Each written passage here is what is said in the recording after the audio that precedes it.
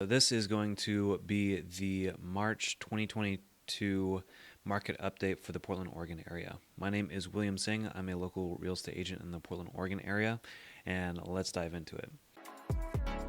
So one of the first things that I want to bring up is interest rates. So they have been going up quite a bit as of recently, and we are entering into more of the interest rates that we were seeing back in 2019. So just note that we will continue to see these go up. It was kind of a large jump from, let's say, December 3.11 up to about 5 right now.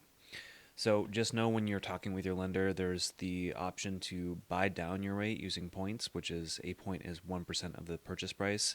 So the more you want to buy down your rate, basically the lower your mortgage payment would be, or the monthly mortgage payment would be. So with that, on terms of like kind of looking to the future and asking whether rates will continue to go up. So one of the major bodies that controls the interest rate is going to be the Federal Reserve. They are looking to increase this at least 6 times, probably 4 to 6 times this year. So just something where it will get more and more expensive to essentially buy a house. And the main reason why they're doing this is because of the inflation rate. The Fed has historically used the interest rate as a way to decrease the inflation rate, because when you increase the interest rate, you are making it harder to borrow or less advantageous to necessarily borrow. So just one of those things to kind of keep in mind, that this will be a continuing trend, and I have a feeling that a lot of people will start to kind of get normalized in terms of understanding like this is kind of what your monthly mortgage payment is. And again, it's one of those things where usually for every 1% up, you lose about 11% of your buying power, give or take. So just kind of keep that in mind moving forward on whether or not you want to buy a house. Another thing to note too is that if there is another recession and they do lower the interest rates, let's say you get into a home with a higher interest rate, you can always refinance that to have a lower interest rate. So just again, things to keep in mind. In terms of this market action, this is published by the RMLS, which is the local listing service here. We've dropped down to about 0.7 months of inventory, so that's not a ton. And in terms of the median and average sales prices, the average has been, looks like, gone up about 10.4%, whereas the median's gone up about 11.1% from last year. So we're still seeing appreciation by quite a bit, or the sale price at least, but just note that this is something where we were seeing initially like maybe anywhere between 15 to 18% last year. So this is actually good for us in the sense that it's starting to mellow out a little bit more, because the path we were on was not very sustainable in the long term. So moving on, so kind of the average sales price, this is just a good idea to have a better understanding of where the prices are increasing. So in terms of like the most of Northeast, Southeast Portland, we're seeing about 10%, 10 to 12%. And then Gresham and Milwaukee, Clackamas area, these are starting to see a lot more of a price difference. Same kind of goes for a lot of the suburbs outside of Portland. So for example, Oregon City, let's see here, probably Beaverton, Tiger, they're all seeing pretty large price changes. So just something to kind of keep in mind, that you'll probably see a larger jump within those areas. And then we have the total active listings. So we're still way under what we would have had for last year and the year before. So 2020 was still kind of a funky year. But still, we are way underneath in terms of total active listings.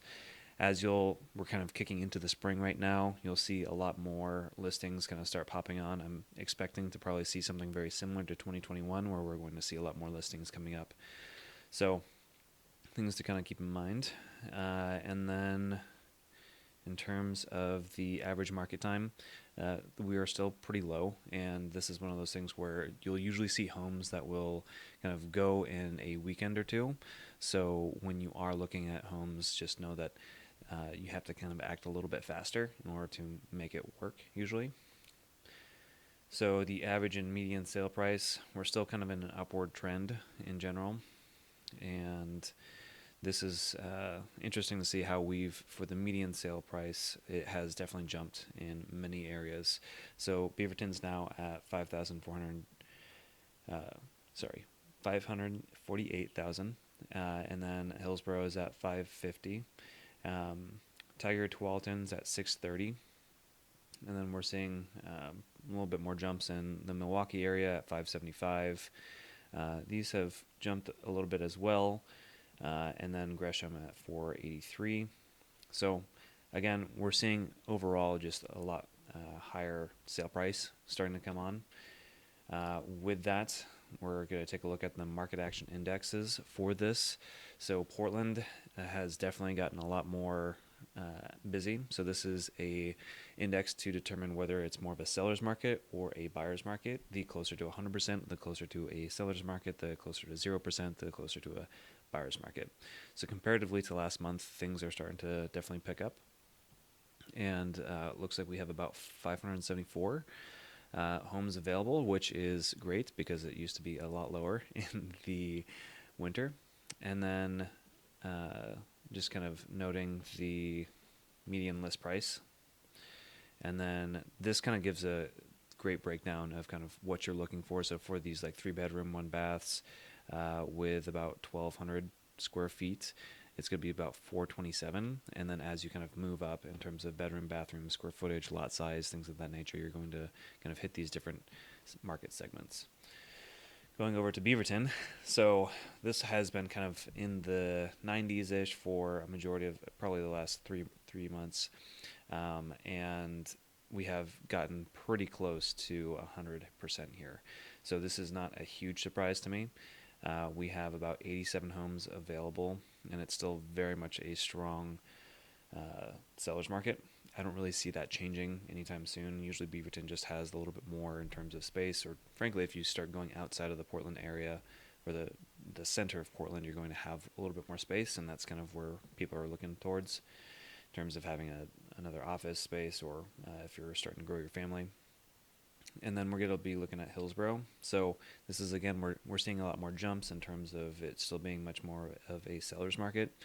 And I still foresee that being something, even though we have these rising interest rates, the people who are qualified will most likely still be able to pay for these mortgages. We're not at that point where the interest rates are so high that they're really affecting the buyers that maybe have a higher socioeconomic status. So with that, we have a median sale price about $674. Inventory is about 42. So still relatively low. So between Beaverton and Hillsborough, they have a little over 100 houses. And then Tigard, we're at 99. I'm not super surprised here. And then we have about 21 homes available. This does not include condos, so just something to kind of keep in mind that usually condos in general, there's going to be a lot less competition on. And then Milwaukee, we're at 93, so it's kind of hovering about the same amount as it has been. And the kind of median sale price looks like it's been kind of going at a steady rate, or kind of equalizing out a little bit. And then this is definitely where you're probably going to get a little bit more bang for your buck in terms of Portland was 3-bedroom, 1-bath for about the same price. And although you do have a little bit less square footage. So Gresham, we are getting up to 92. So it is definitely still quite active in Gresham. And you will have maybe a little less, at least from my experience, I haven't had quite as much of a price jump in terms of having to ask way over asking. So there might be a little bit more ability to kind of wiggle your way in if you're trying to kind of get something that's a little bit more affordable. So with that, we're then going to jump to Lake Oswego. So this is one of the markets that definitely has a much higher price point. So it typically just doesn't have as many qualified buyers that can buy there. So that's why we usually see that this is a lower index score comparatively to a lot of the other submarkets within Portland. Looks like the median price is 1.75, and then the median price for new listings is about 985. So just kind of keep in mind that all these submarkets have different levels of competition, but in general, we're seeing a large increase in that competition. So this is one of those things where I always just kind of, I like to wrap up, or I'm going to be wrapping up with this, with the housing market from the 2008 bubble. So this is one of those things where we definitely did see a large crash. I could potentially see us, I think we still have a little bit more runway in terms of home prices still appreciating. But you'll notice that you have these two other recessions in a sense. So this was the dot-com bubble and then the early post-war recession. So just one of those things that even though we did see a little bit of a dip, we may or may not see kind of the housing market starting to level off in terms of home prices. I don't think this growth is very sustainable. It doesn't necessarily mean that we're going to just drop off a sharp cliff, but we'll have to kind of wait and see. I don't see the foreclosure market having any indicators that people aren't able to make a majority of their mortgage payments, at least in the Portland market. So something to just kind of keep in mind, and just know that kind of the longer you wait, the higher this purchase price might be. And if you're okay with that, that's something that's completely up to you. And then on top of that, I also want to kind of note that our unemployment rate is still relatively low. We had this sharp spike in 2020, but this is still another strong indicator that we have still people who are not jobless and have the potential to become home buyers as well. So with that, if you ever have any questions, feel free to reach out. I love to talk about this stuff. I'm a little bit of a data nerd, and I'd be more than happy to talk with you. You can always call or text me at 503-303-0822. I'll make sure to leave my contact information below as well.